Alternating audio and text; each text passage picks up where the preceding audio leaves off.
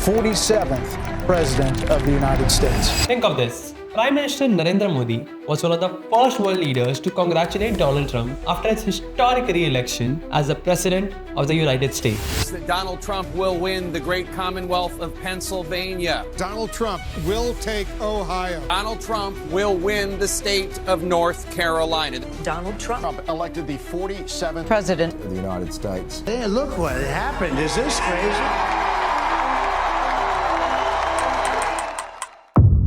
The outcome of the US presidential election was met with all sorts of reactions. While some countries like Israel and Indonesia rejoiced, others like Ukraine and Bangladesh followed the results with a sense of shock and disbelief. India sees Trump's return to the White House favoring. India-USA relations are no longer just another partnership. It is a far greater and closer relationship. There are good reasons why Indians and the Indian government are sanguine about Trump's presidency. Today, a lot of countries are nervous about the US, okay? Let's be honest about it. We are not one of them. They see the return of an ideological ally. Everybody loves him, but I will tell you this, he's very tough. The Prime Minister shares an excellent rapport with the President-elect, and this bonhomie has been on display numerous times. Modi, India. We're talking, we did a thing called Howdy Modi in Houston, Texas. And they filled up the stadium. It was me and him. We filled up the stadium. It was beautiful. And most importantly, what would India not give up to stop the constant lecturing of the American left? With Trump back at the helm of affairs, India can at least expect some silence, if not support, for her endeavors in the region. There seems to be an echo chamber in India today when it comes to how we perceive the results of the US presidential election. When Donald Trump started announcing his picks for the cabinet, our media outlets were quick to find an India correction and started to paint a rosy image of what lies ahead.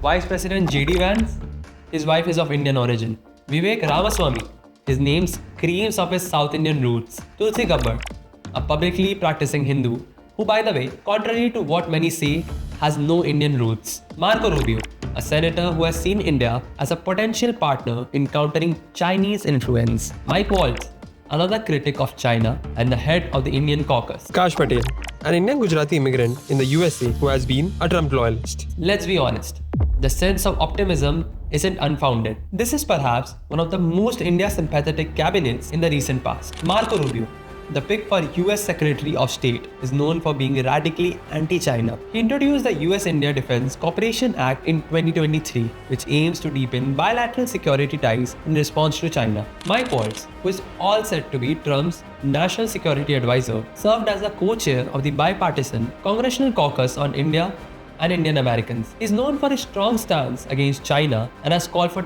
deeper military ties with India. Tulsi Gabbard, who will be serving as the Director of National Intelligence, had in the past named and shamed the regimes in Pakistan and Bangladesh for the persecution of Hindu minorities. This might seem enough to proclaim that India is the next American ally, and that, ladies and gentlemen, is where the wonder called Indian foreign policy steps in.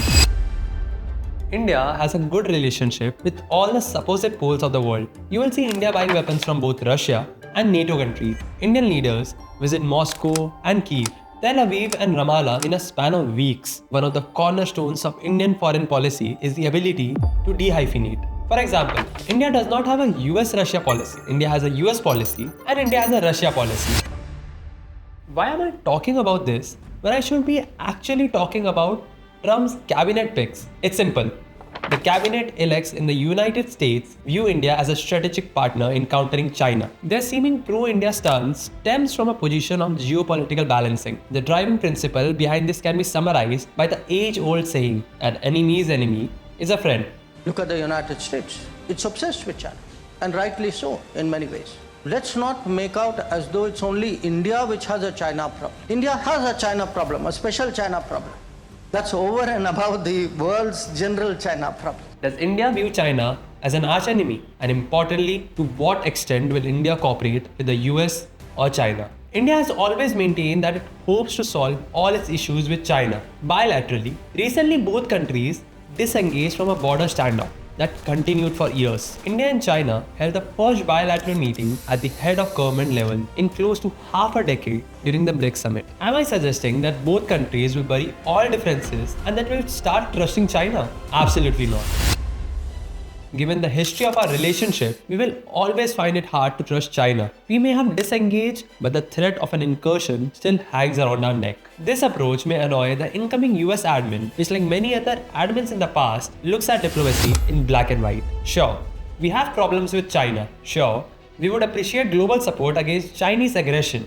But will we allow ourselves to be used as a pawn in a power conflict? I doubt so. The United States has a strong pro-Israel lobby that wields strong influence across party lines. Some suggest that many cabinet appointments are funded and influenced by this powerful lobby. Unlike this lobby, Indian influence on domestic American politics is extremely limited. And as a consequence, our relationship is based on a mutual need alone. Circumstances greatly dictate the terms of this relationship. There are multiple areas where the US and India will have disagreements. Trade is expected to take a hit with Donald Trump announcing a blanket tariff on all imports. He has, in the past, called India an abuser in international trade. There were instances when both the countries engaged in tariff wars, but later ended them peacefully. Scott Bessent, the pick for Secretary of Treasury, has been critical of countries that have a significant trade imbalance with the US. Bessent has suggested that tariffs should be seen as a part of a negotiation strategy, an approach he refers to as escalate to de-escalate, which aims to secure better trade terms for the US. It is very likely that he may advocate for leveraging tariffs against various nations, including India, to achieve favorable outcomes in trade negotiations. Given Bessent's focus on using tariffs as a geopolitical tool, there is a potential for his policies to either strain or strengthen US-India relations, depending on how they are implemented. Only the future will tell if there will be more nuance in tariffs or another long trade battle like the Harley-Davidson import episode. A relationship based on shared conflicts alone is not necessarily a bad thing, but to elevate the seeming support of some cabinet picks to the level of an all-weather allyship is naive. As Foreign Minister Jai Shankar puts it, India is India's best partner. This is Mayank. See you in the next one.